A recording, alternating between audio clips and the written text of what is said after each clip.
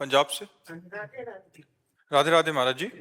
महाराज जी, कर्म फल की प्राप्ति को किस प्रकार समझा जाए? पूर्व जन्म में क्या किया है उसको हमें क्या पता, हमने क्या पाप किया है जिसके लिए हमें ये सजा मिल रही है महाराज जी? हाँ, अगर इसका ज्ञान भगवान दे देते तो चैन से जी नहीं पाते।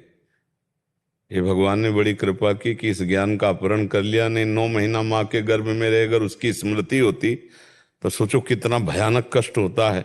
आज हम कितने कष्ट से पीड़ित हो जाएं उसका चिंतन करके। लेकिन ऐसी विस्मरण कराने वाली भगवान की माया कि इसी जन्म में हम 9 महीने गर्भ में रहे, कितना भयानक कष्ट रहा, लेकिन हमको स्मरण नहीं। तो फिर पूर्व जन्म के शुभ और अशुभ कर्मों का तो हमें स्मरण है नहीं, लेकिन स्मरण ना होने पर हमको भोगना पड़ेगा, क्योंकि शरीर बदल सकते हैं, हम वही हैं। जैसे चोर हो, वो पोशाक बदल ले, साधु की पोशाक पहन ले, वो ऑफिसर की पोशाक पहन ले, वो किसी की पोशाक पहन ले, तो उसकी पहचान तो नहीं मिट जाएगी ना। वो रहेगा तो चोर ही ना। जहां पकड़ा जाएगा तो पोशाक भले हो किसी के पहने हो, पर होगा कि चोर है। ऐसे ही जो हमारे कर्म का फल देने वाले निर्णायक हैं वो हमको पहचानते हैं।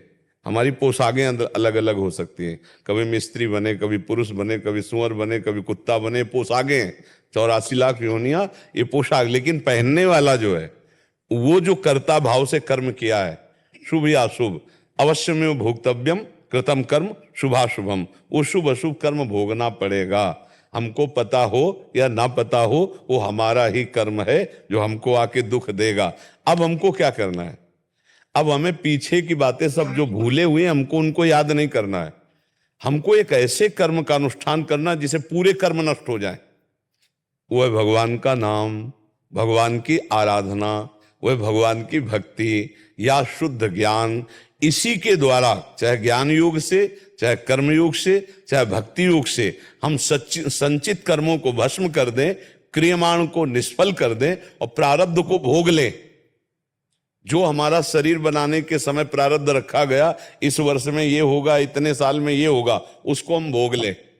उसको नहीं मिटाया जा सकता, उसको भोगना पड़ता है, बड़े बड़े संतों को भोगना पड़ता है। तो प्रारब्ध को भोग ले, संचित को भस्म कर दें भजन के प्रभाव से, और क्रियमाण जो आगे कर्म होने वाले बहुत सावधानी पूर्वक करें और भगवान को अर्पित कर दें, तो वो फलदाता नहीं होंगे। हमारा मोक्ष या कल्याण हो सकता है। अगर हम इस चिंतन में फंसे कि हमने तो याद नहीं हमने कौन सा कर्म किया, तो याद करने की आपकी क्षमता खो चुकी है। यदि ज्ञान प्राप्त हो तो आप कई जन्मों की याद कर सकते हैं, कई जन्मों की आप याद कर सकते हैं, क्योंकि आपके पास मन वही है, इंद्रियां वही है, और आप भी वही हैं जो हजारों जन्मों में इन इंद्रियों से, मन से कर्म किया है। सब आपको पता चल जाए, पर अज्ञान का पर्दा लगा हुआ है और वो लगा रहना चाहिए, वो लगा रहना चाहिए। तो चैन से जी रहे हो, अगर वो खुल जाए ना तो अभी चिंतित हो जाओगे।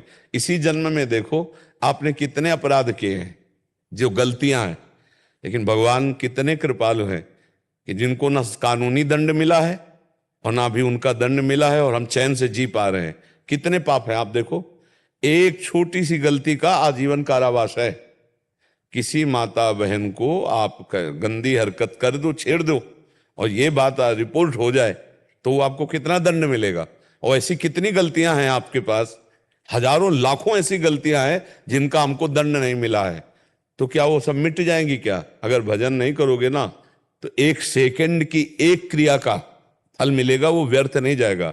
शुभ किया है या अशुभ, गलत देखा है या अच्छा देखा है, देखने तक का आपको दंड मिलेगा, देखने तक का दंड। जैसी हरिवंश नरक गति दुर्भर यम द्वारे कटियत नक्शी के, छोटी सी भी कर्म का आपको दंड मिलेगा। आप देखो ना, छोटी सी गलती हो जाती है, क्रोध आ गया, हिंसा हो गई, या जो भी अब उसके लिए पहले हमको बंधन में डाल करके जेल ले जाया जाता है, पिटाई होती है, हम फिर मुकदमा सालों चलता है, 20-20, 10-10 वर्ष मुकदमा चलता है, फिर इसके बाद सजा होती है, फिर इसके बाद जुर्माना भी रखा जाता है, 1 लाख जुर्माना। यार इतनी छोटी सी गलती सी तो सोचो अनंत जन्मों में हमने कितनी गलतियां की। अब वो आकर हमको इसमें दंड देंगी ऐसे विधान से कि जैसे हम बहुत सजा करके संभाल कर परिवार चलाना चाहते हैं, पर कर्म आ गया, वो सब तुम्हारी उन्नति को बिखेर दिया, नष्ट भ्रष्ट कर दिया। बहुत गिरा हुआ घर में जन्म लिया है, लेकिन कर्म अच्छे हैं, सजना शुरू हुआ, वो धीरे धीरे बढ़ता चला गया। सारा खेल कर्मों का है। तो अब पूर्व के कर्मों की चिंता मत करो, अब ऐसे कर्म का अनुष्ठान करो कि हम उन कर्मों को मिटा दें, वो है भगवान का भजन, वो है सद आचरण, वो है परोपकार, दूसरों का उपकार करना, वो है भगवान की आराधना। और दूसरे किसी कर्मों में सामर्थ्य नहीं है। जैसे दान पुण्य और तीर्थयाटन ये शुभ कर्म हो गया, लेकिन भगवान की आराधना जो शुभ अशुभ दोनों को नाश करके भगवत प्राप्ति करा दे। तो थोड़ा समय रह गया है, काफी जीवन ऐसे ही व्यतीत हो गया, खूब नाम जप करो। अब इतना बुद्धि में ज्ञान नहीं रह गया कि हम वेदांत दर्शन के अनुसार ब्रह्म बोध करें, आत्मबोध करें, तो बस नाम जप करो। नाम लेत भव सिंधु सुखाही, करो विचार सुजन मन माहि। कलयुग केवल नाम आधारा, सुमिर सुमिर नर उतरे पार। इसलिए राम